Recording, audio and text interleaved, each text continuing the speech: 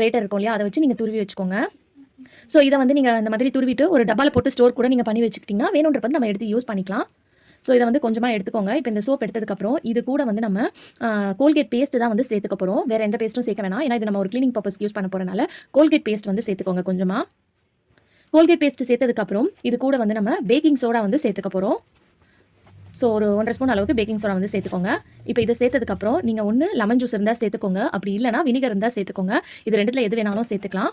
நான் வந்து பார்த்தீங்கன்னா வினிகர் தான் சேர்த்துக்கிறேன். இந்த வினிகர் வந்து நீங்கள் கிளீனிங் பர்பஸ்க்கு வந்து கண்டிப்பாக சொல்கிறேன், ரொம்ப ஹெல்ப்ஃபுல்லாக இருக்கும். இப்போ இது சேர்த்ததுக்கப்புறம் உங்களுக்கு வந்து பார்த்தீங்கன்னா இந்த மாதிரி நுரையா வரும். ஸோ அதெல்லாம் அடங்கினதுக்கப்புறம் நல்லா இந்த மாதிரி ஸ்பூனை வச்சு மிக்ஸ் பண்ணி விடுங்க.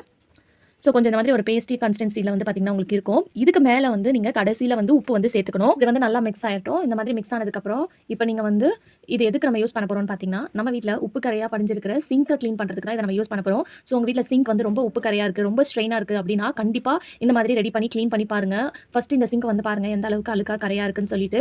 ஸோ இந்த மாதிரி இருக்கக்கூடிய சிங்கை வந்து நல்லா பளிச்சுன்னு நீங்கள் புதுசாக மாற்றணும்னு நினச்சிங்கன்னா இந்த டிப்பை வந்து ஃபாலோ பண்ணிக்கோங்க. ஸோ நீங்கள் ஒவ்வொரு வாட்டியும் நைட் டைமில் வந்து எல்லாத்தையும் க்ளீன் பண்ணதுக்கப்புறம் இந்த சொல்யூஷனை ரெடி பண்ணி வச்சுக்கோங்க. இந்த மாதிரி அந்த சோப்பை மட்டும் நல்லா கிரேட்டரில் துருவி ஒரு பாக்ஸில் போட்டு சோப்பு கூட கொஞ்சமாக பேக்கிங் சோடா வந்து கலந்து வச்சிட்டிங்கன்னா நீங்கள் எடுத்து யூஸ் பண்ணும்போது ஒன்று வினிகர் இல்லைனா லெமன் ஜூஸ் சேர்த்து நீங்கள் இந்த மாதிரி பேஸ்ட் அப்ளை பண்ணி இதை வந்து நீங்கள் க்ளீன் பண்ணி யூஸ் பண்ணிக்கலாம். ரொம்பவே வந்து பார்த்தீங்கன்னா ஹெல்ப்ஃபுல்லாக இருக்கும். ஸோ ஃபஸ்ட்டு இந்த மாதிரி ஸ்க்ரப்பரை வச்சு நல்லா வந்து அப்ளை பண்ணிக்கோங்க. ஸோ உங்கள் சிங்க் வந்து ரொம்ப கரையாக இருக்குன்னா இந்த மாதிரி அப்ளை பண்ணிவிட்டு ஒரு 10 நிமிஷம் ஊற விட்டுட்டு அதுக்கப்புறம் வாஷ் பண்ணுங்கள்.